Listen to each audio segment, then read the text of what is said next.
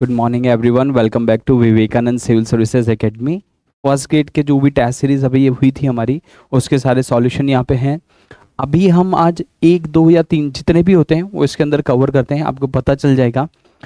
ये आपका test paper number आपका है 14 में, जस्ट प्रीवियस जो था, आज से जस्ट पहले वाला जो था, ये उसके सॉल्यूशंस, ठीक है। जहां जहां करेक्शन है वहां मैं बताता हुआ चल रहा हूं, आप ध्यान दीजिएगा। यहाँ इस फर्स्ट क्वेश्चन में, अच्छा मैंने नंबरिंग चेंज नहीं की है, 14 में का जो नंबर था, क्वेश्चन था, ये वही है। यहाँ ऑप्शन में एक छोटा सा करेक्शन करना, बाकी 10 तरह के आंसर हैं, 10 तरह के क्वेश्चन है, एक ही क्वेश्चन के एक से ज्यादा आंसर मिलते हैं सीरीज में, तो फिर वो डिलीट होने के चांसेस हैं, ठीक। चलिए यहाँ थोड़ा करेक्शन कीजिएगा, 82 लिखा हुआ था, इसको 8 लिखिएगा। सीरीज को स्टार्ट करते हैं। आपके 8 से 15 पर जाना है, कितना करना पड़ेगा? प्लस के 7 करने पड़ेंगे। 15 से 28 जाएंगे तो कितना जोड़ेंगे? 13 जोड़ेंगे। 28 से 49 पे जाना है, कितना हो गया? प्लस का 21। 49 टू 82 कितना हो गया? 12 में से 9 गया 3, 7 में से 4 गया 3, प्लस 33। और लास्ट वन 11 में से 2 गया तो 9, और इधर 12 में से 8 गया तो 4, प्लस के 49। ये कोई भी एक पर्टिकुलर सीरीज नहीं है, इसको चेक करना पड़ेगा। हो सकता है सीरीज के अंदर सीरीज बन रही हो। प्लस में 6 किया, प्लस में कितना जोड़े? 8। अगला जोड़े तो प्लस में 12, और ये वाला जोड़े तो कितना हो गया? प्लस में 16। हाँ, यहाँ पर कुछ पैटर्न बनाया जा सकता है। अब पैटर्न बनाया जा सकता है तो इधर देखो, ये 3 तो मैच हो रहे हैं, ये वाला मैच नहीं हो रहा। या अगर केवल इन 2 को मैच कर दो, 6 8, फिर 10 आना चाहिए था, तो 10 के बाद 12 आना चाहिए था, ये गैप बड़ा हो जाएगा। लेकिन अगर इससे देखें कि 16 में इसमें 4 जोड़ा है, इस वाले में भी 4 जोड़ा है, तो इधर वाले में भी अगर 4 जोड़ते तो पैटर्न बन सकता था। माने कि आपके पास अगर यहाँ पर +4 होता, किसी संख्या में आप 4 जोड़ते और आपको ये 13 मिलता, तो ऐसी कौन सी संख्या हो सकती थी? संख्या हो सकती थी 9। इसका मतलब यहाँ पर आज जब आपने +9 किया है, तब आप जाकर के, इसको थोड़ा सा एक बार वापस लिखना, आपने यहां से यहां तक जाने के लिए एक ऐसी संख्या आपके पास होनी चाहिए जिसमें आप 9 जोड़ो और 15 तक आ जाओ। तो 15 लाने के लिए 9 जोड़ना पड़ेगा, और ऐसी कौन सी संख्या है? माइनस करके पीछे चले जाओ। अगर यहां पर 6 होता, अगर यहां पर 6 होता, तो फिर आपकी पूरी सीरीज एकदम परफेक्ट बन जाती। इसलिए आपका आंसर आएगा ऑप्शन नंबर 2। एक बार एक अलग पेज में वापस से लिख करके बताता हूं, और यहां पर 8 की जगह 6 लिख करके बताते हैं। देखो क्या लिखा हुआ है आपके पास, इधर देखते जाइए। अगर स्टार्टिंग में उसको करेक्ट कर दे, 6 15 28, ये आपका 49 82 एंड 131। आप यहां से गए और आपने कितने जोड़े? +9 करा। इधर जोड़ा तो कितना हो गया? प्लस के 13। बाकी नंबर तो सेम है, प्लस में 21 होता, प्लस में 33 होता, और प्लस में 49 होता। अब इसी के अंदर वापस एक और सीरीज अगर अपन बनाते हैं, इसी के अंदर अपन वापस एक और सीरीज बनाते हैं, तो 9 में कितना जोड़े? 9 में जोड़ेंगे 4। फिर अगला 13 में कितना जोड़े? 8। और 8 के बाद देखो कितना सही बन रहा है। 8 के बाद कितना जोड़ा? 12। और 12 के बाद कितना जोड़ा? 16। एकदम परफेक्ट सीरीज बन गई ना। मतलब स्टार्टिंग का नंबर जो था वो ही गलत था। आंसर आएगा ऑप्शन नंबर 2। आपके पेपर में यहाँ पे 82 लिखा हुआ था, उसको करेक्ट कर लेना, करेक्शन है इसमें, ठीक है, करेक्शन, ठीक। अगले क्वेश्चन पे बढ़े, अगले क्वेश्चन पे आ जाओ। एक निश्चित कोड भाषा में आपको ये दिया हुआ है, अगर प्लस का साइन आता है तो ऐसे यूज करना है कि QW का पिता था, $, और सब कुछ लिखा हुआ है। अब उन क्वेश्चन के ऊपर आते हैं। हमारे पास क्वेश्चन है ये, इसकी बात करते हैं। बोलता है इसका मान क्या होगा? इन सब के बेसिस पर देना है। n@r, n@r मतलब है n r का भाई है, ये n है और ये भाई है, और किसका है? r का। n का जेंडर पता था, n भाई है, इसलिए आपने उस पर स्क्वायर बनाया। r के बारे में नहीं पता। आगे बढ़ो, r प्लस के, r प्लस के, r के का पिता है। ये r जो है ये पिता है, किसका पिता है? के का पिता है। अभी भी हमें के का जेंडर नहीं पता, ऐसे कैसे ही छोड़ दो। के एट द रेट एस, के एट द रेट एस, के एस का भाई है। ये के जो है ये भाई है, किसका भाई है? एस का। वापस से हमें एस का जेंडर नहीं पता, हमने ऐसा का ऐसा ही छोड़ दिया है। अब आगे देखो भाई क्या पूछ रहा है आपसे, एन किस प्रकार संबंधित है? एन, इस वाली लाइन को थोड़ा सा छोड़ो और आगे से पढ़ो। एन किस प्रकार संबंधित है एस से? ये एन कैसे रिलेटेड है इस एस से? तो ये एस का भाई और भाई के पिता भी पिता ही है, तो एस के पिता का भाई, पिता का भाई। ऑप्शन नंबर 3 हमारा बिल्कुल सही रहेगा। ठीक है, चलो अगले सवाल पे आ जाओ। निम्नांकित आकृति में त्रिभुज सर्जन को बताता है। ठीक है भाई, ये आपके पास त्रिभुज है और ये किसको बताता है? सर्जन को बताता है। फिर आगे आयत प्रोफेसर को बताता है, ये सारे के सारे प्रोफेसर्स हैं। आगे बढ़ो, पंचभुज भारतीयों को दर्शाता है, ये वाले सारे कौन हैं? सब भारतीय हैं। अब हमें किसके बारे में बताना है, इसकी बात करते हैं। क्या लिखा हुआ है? कितने भारतीय प्रोफेसर सर्जन नहीं हैं? यहां कंडीशन लगाई है, ये है ध्यान से देखना। सर्जन नहीं है तो मतलब यहां से ये वाला पार्ट पूरा तो आप हटा दो, ये सब नंबर्स तो कट गए। भारतीय प्रोफेसर मतलब भारतीय भी हों और प्रोफेसर भी हों, तो ऐसा कौन सा नंबर है हमारे पास? 4 नंबर है। अब ये ध्यान रखना भाई, इसमें एक छोटी सी मिस्टेक होती है, आपके आंसर 4 आ रहा है और गलती से ऑप्शन 4 नहीं लग जाए। ऑप्शन नंबर 3 हमारा परफेक्ट आंसर बनेगा। ठीक है, चलें आगे, आगे बढ़े। अगला देखो क्या लिखा हुआ है, 6 वर्ष पहले मेरी आयु। अच्छा, पहले आप करंट एज जो भी हो उससे अगर पीछे की तरफ जाते हो तो माइनस होता है, यानी आपकी आज आयु अगर 25 साल है तो 3 साल पहले जाओगे तो 3 माइनस करोगे, और 5 साल आगे जाओगे तो 5 प्लस करोगे। तो वर्तमान आयु मान लेते हैं। वर्तमान आयु कितनी है? x। अब क्या कहता है, 6 वर्ष पहले मेरी आयु का 80%। तो 6 वर्ष पहले मतलब कितना हो गया? 6 साल कम हो गए। इसका कितना?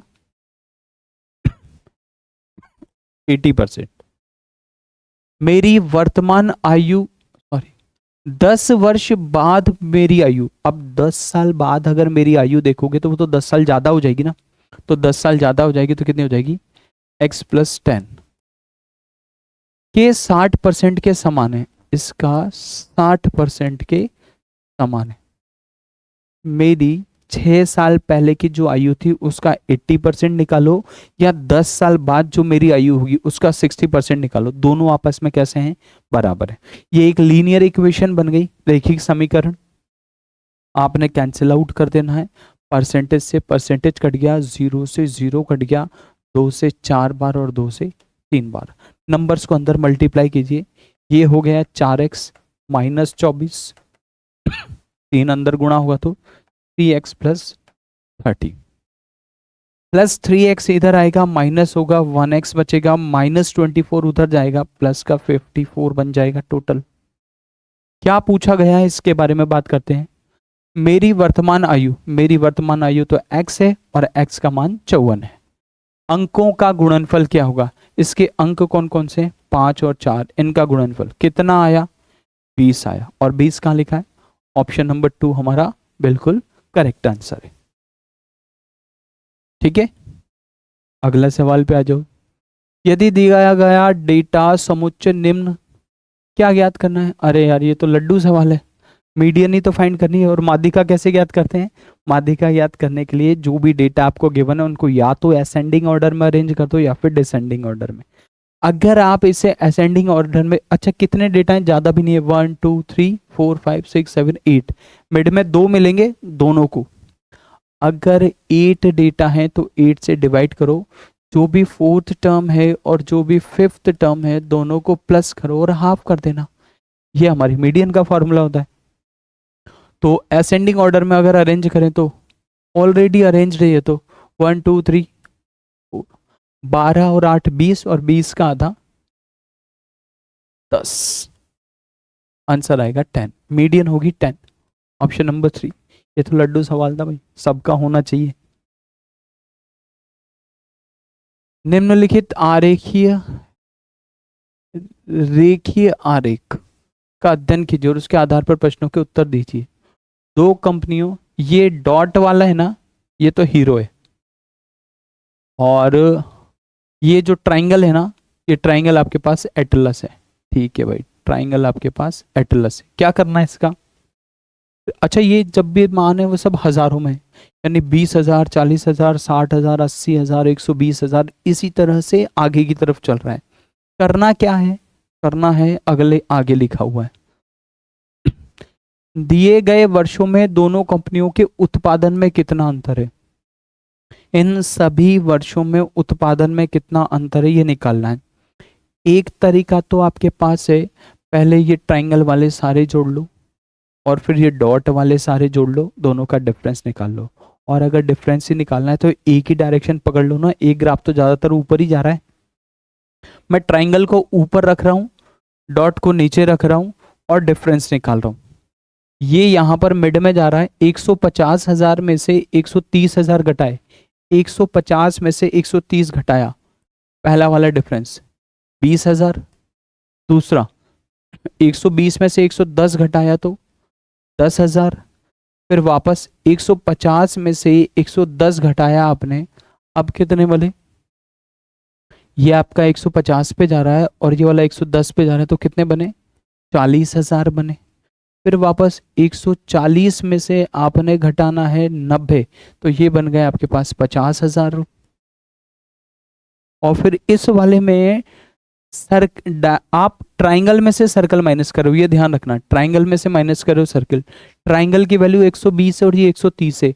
अगर 120 में से 130 घटाओगे तो -10, -10। और वापस ऊपर की तरफ आओगे तो 160 में से 150 घटाया तो 10 से 10 घट गया, 20, 30, 70 और 5, 120। 120,000 वैल्यू किस में? 1000 में। तो यहां जो भी अपना आंसर होगा वो होगा 1,20,000।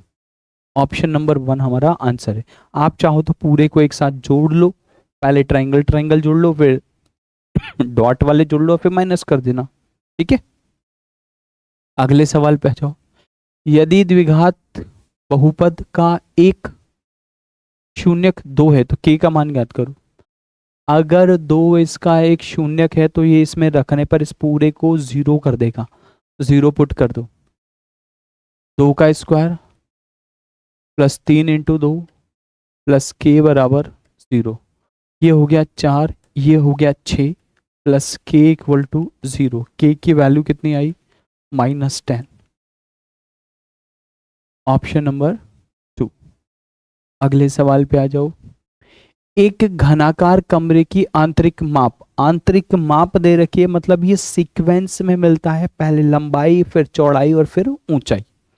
क्या लिखा हुआ है? 15 मीटर, 6 मीटर और 4 मीटर है।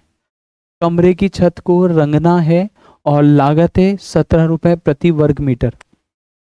1 मीटर स्क्वायर पे कलर करोगे तो 17 रुपए का खर्चा आएगा, ऐसा कह रहा है। ठीक है, कुल देय कितना है? अगर कमरे को कलर करना है तो उसमें 4 दीवार आएंगी और छत आएगी। गलती से आयतन मत लगा देना, कलर दीवारों पे किया जाता है और आयतन मिड वाली पूरी वैल्यू होती है। जैसे फिश एक्वेरियम के ऊपर अगर कलर करना है तो बाहर कांच वाले पे कलर होगा, पानी में कलर नहीं डाला जाता है, ध्यान रखिएगा। ठीक है, तो कलर वाला पार्ट कौन सा हो गया? कलर वाला भाग इंटू 17 रुपए खर्च आ जाएगा। कितने का खर्च आएगा यहां से अपने को पता चल जाएगा। और कमरे में कलर करना है मतलब 4 दीवार पे कलर करना है, और 4 दीवार, उसमें क्या जोड़नी है आपको? छत जोड़नी है। और फिर उसके बाद इस पूरे को 17 से मल्टीप्लाई करना है। अब 4 दीवार का क्षेत्रफल इधर लिख रहा हूं, 2 इंटू पहला वाला लंबाई, दूसरा वाला चौड़ाई और तीसरा वाला ऊंचाई होता है। हमेशा LBH का रेस्पेक्ट ही होता है। ठीक है, 2 इंटू लंबाई प्लस चौड़ाई इंटू ऊंचाई, ऊंचाई कितनी हो गई? 4, प्लस छत मतलब हो गया, छत लो चाहे आधार लो एक ही बात है, लंबाई इंटू चौड़ाई हो गया, लंबाई इंटू चौड़ाई होगा। और इस पूरे को किससे गुणा करोगे? ₹17 से गुणा करो। 15 और 6 21, 21 का दुगना 42, 42 इंटू 4, ठीक है, प्लस 90 और इस पूरे का मल्टीप्लीकेशन बाय 17। सभी की यूनिट डिजिट 6 आ रही है, वरना डायरेक्ट कर लेते हैं। चलो कोई बात नहीं, ये 8 हो गया, 9 और 6 15 का 5 हासिल लगा एक 258 इंटू 17।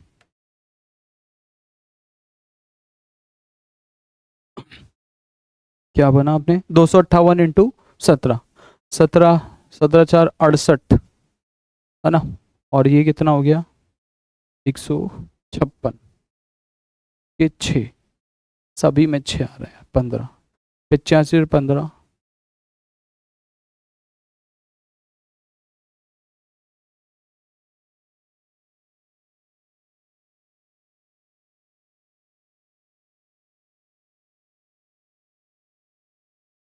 36 के 6 हासिल 13, 17 पंजे 85, 85 और ये 8, 98 9 34 और 9 43, 4386 कहाँ पर है भाई, चौथे वाले में। 4386 किस में, फोर्थ वाले में, फोर्थ वाला हमारा आंसर। अगले पे आ जाओ।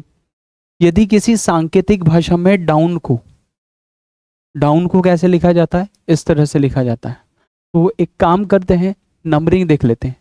डी का नंबर कितना है 6, ओ का नंबर कितना है 15, डब्ल्यू का 23 और एन का 14। क्या लिखा जाता है, F Q Y P. F का नंबर सॉरी हाँ, एफ का नंबर कितना होता है 6, क्यू का नंबर 17, वाई का 25 और प्रीति जिंटा 16। क्या बना रखा है सभी में, +2 कर रखा है, +2 कर रखा है, +2 कर रखा है, +2। ये तो एक पर्टिकुलर सीक्वेंस होता है तो ठीक है। उसी भाषा में विद को किस प्रकार लिखा जाएगा, W का नंबर 23 होता है और 23 में 2 जोड़ेंगे तो कितना आएगा 25, 25 किसका, Y का। Y से केवल एक ही स्टार्ट हो रहा है, तीसरा वाला आंसर है। ज्यादा सोचने की जरूरत नहीं है, पूरा करने की भी जरूरत नहीं है, ऑप्शन ने मदद कर दी। समीकरण को हल करो। 9 की पावर 1/4 इंटू 9 की पावर 7/4। यदि आधार एक जैसे हो तो घातों को जोड़ दिया जाता है। तो दोनों की पावर को अगर आप जोड़ोगे तो 1/4 प्लस 7/4, 1/4 प्लस 7/4, दोनों जुड़ा तो 8/4 और 8/4 मतलब स्क्वायर, स्क्वायर ऑफ 9 कितना होता है 81। 81 कहाँ पे मिलेगा, पहले वाले ऑप्शन मिलेगा। ये हमारा शायद ये पहला